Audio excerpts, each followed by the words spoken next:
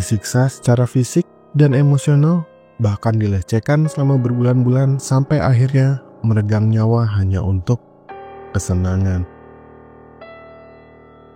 Sylvia Mary Likens, seorang remaja Amerika berusia 16 tahun, menjadi korban salah satu kasus pelecehan dan pembunuhan anak paling mengerikan dalam sejarah Indiana di Amerika Serikat.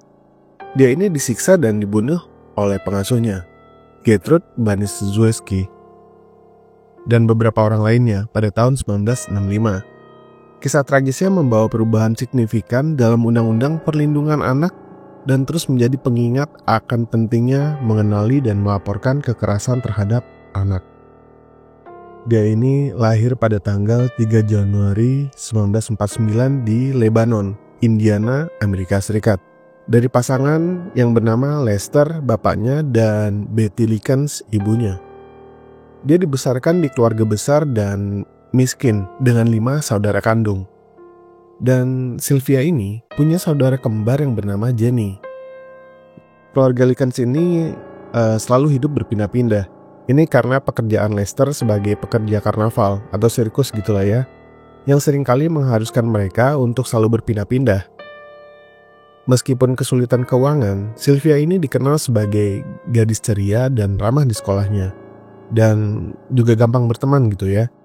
Pada bulan Juli 1965, ketika Sylvia ini berusia 16 tahun, orang tuanya ini memutuskan untuk meninggalkan dia dan Jenny, lalu menyewa pengasuh yang bernama si Gertrude Baniszewski ini saat mereka berpergian untuk bekerja. Sebuah keputusan yang secara tragis ternyata menyebabkan kematian Sylvia yang hanya beberapa bulan kemudian di East New York Street di Indianapolis. Rencananya tadinya dimaksudkan untuk memberikan stabilitas untuk anak-anak mereka, yang malah membuat Sylvia terkena kekejaman yang gak terbayangkan dan mempersingkat masa mudanya. Meskipun Lester Likens ini telah setuju untuk membayar si Gertrude Baniszewski sebesar $20 gitu ya per minggu sebagai imbalan atas perawatan si putri-putrinya ini. Nah tapi ternyata setelah 2 minggu, pembayaran ini ternyata macet dan gagal dikirimkan secara konsisten pada tanggal yang udah ditentukan sebelumnya. Kadang-kadang terlambat 1 atau 2 hari. Nah tapi ternyata hal inilah yang membuat si Gertrude mulai melampiaskan rasa frustasinya ini kepada Sylvia dan saudarinya dengan memukuli mereka di bagian bokong dan sampai ditelanjangi gitu. Dan yang parahnya, si Gertrude ini juga mengajak saudarinya, namanya si Paula Baniszewski, dan anak asuhnya yang lain gitu ya, untuk ngajak menyiksa si Sylvia ini. Pada pertengahan Agustus, Gertrude Baniszewski ini mulai memusatkan pelecehannya hampir secara eksklusif hanya kepada Sylvia aja. Dan kalau dilihat dari motif utamanya, kemungkinan besar adalah kecemburuan terhadap usia Sylvia yang masih muda gitu ya, penampilannya dan juga bakat si gadis tersebut. Menurut kesaksian persidangan, pelecehan yang dilakukan si Gertrude ini mencakup pemukulan dan dengan sengaja membuat Sylvia ini kelaparan. Selain itu juga pemaksaan memakan makanan sisa dan juga makanan-makanan basi dari tong sampah. Pada dasarnya, di rumah penitipan anak Gertrude ini, si Sylvia ini dibully lah gitu ya. Mulai dituduh mencuri permen yang sebenarnya dia itu beli sendiri. Dan kadang difitnah juga. Jadi, kebetulan Sylvia ini di sekolahnya punya pacar gitu ya. Nah, Gertrude ini mulailah mencari bahan untuk membuli Sylvia. Mulai dari dituduh sering wiwi gitu ya dengan pacarnya, dan juga dia bilang ke anak-anak lainnya kalau punya pacar seperti Sylvia ini pasti di perutnya udah ada bayinya gitu, dibilang hamil lah gitu ya. Dan serentak semua gadis-gadis di rumah itu kemudian langsung menendang alat kelamin Sylvia secara beramai-ramai, termasuk si Paula ini, yang padahal juga sedang hamil usia kandungan 3 bulan, dan motifnya juga sama. Ini dikarenakan iri ke bentuk fisiknya si Sylvia inilah gitu ya. Nah, kadang pada kesempatan lain saat mereka makan malam, Gertrude, Paula, dan anak tetangga gitu ya, bahkan tetangga juga ikut gitu loh, namanya si Randy Gordon, mencekok secara paksa itu hotdog ya yang dipenuhi bumbu termasuk mustard, saus-saus lainnya ke mulut Sylvia. Nah akibatnya Sylvia muntah Dan saat itu juga mereka nyuruh Sylvia untuk makan sisa muntahannya itu. Jadi emang sekejam itu guys. Pernah juga Paula mukuli wajah si Sylvia ini dengan kekuatan yang benar-benar kenceng gitu ya, hingga pergelangan tangannya itu patah setelah memfokuskan pukulannya pada gigi dan mata si Sylvia. Lalu kemudian setelah Paula menggunakan gips di pergelangan tangannya, dia lanjut memukuli si Sylvia ini secara bertubi-tubi.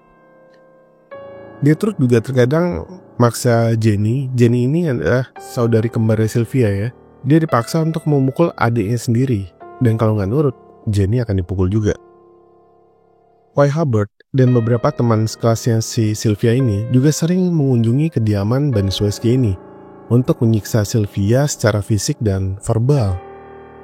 Dan mereka juga sering kali bekerja sama dengan anak-anak yang diasuh di rumah Baniszewski ini dan Gertrude untuk melakukan pengeroyokan dan pembulian kepada Sylvia. Bahkan Gertrude juga mengajak teman-teman tetangga lainnya untuk secara rutin gitu ya, memukuli Sylvia. Mereka kadang menggunakan Sylvia sebagai boneka latihan untuk bela diri judo. Dan penyiksaan ini nggak cuma sampai di sini aja. Mereka juga menikam badannya gitu ya, membakar kulitnya dengan rokok, dan kejadian ini lebih dari 100 kali. Dan sampai itu kelaminnya Sylvia ini sampai terluka parah. Pernah juga ada kejadian ini untuk menghibur si Gertrude dan remaja lainnya. Si Sylvia ini dipaksa untuk ditelanjangi di ruang tamu dan melakukan penetrasi dengan botol kaca Pepsi gitu ya di hadapan teman-teman mereka.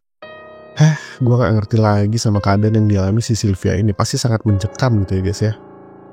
Tetangga melapor ke polisi bahwa mereka terkadang mendengar teriakan si Sylvia ini, dan gak jarang juga dia berteriak untuk meminta bantuan seseorang.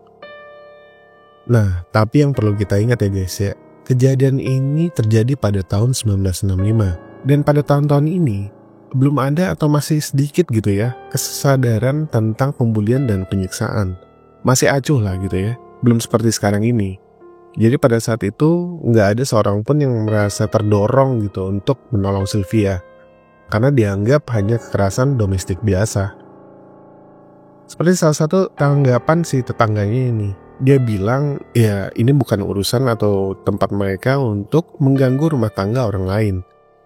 Dan dari informasi tetangga yang dekat dengan rumah penitipan tersebut, dia mengatakan bahwa jeritan Sylvia ini berhenti sekitar jam 3.30 pagi atau jam setengah 4 pagi gitu ya, pada tanggal 26 Oktober 1965. Dan pada jam 6.30 sore itu, Sylvia ditemukan sudah meninggal.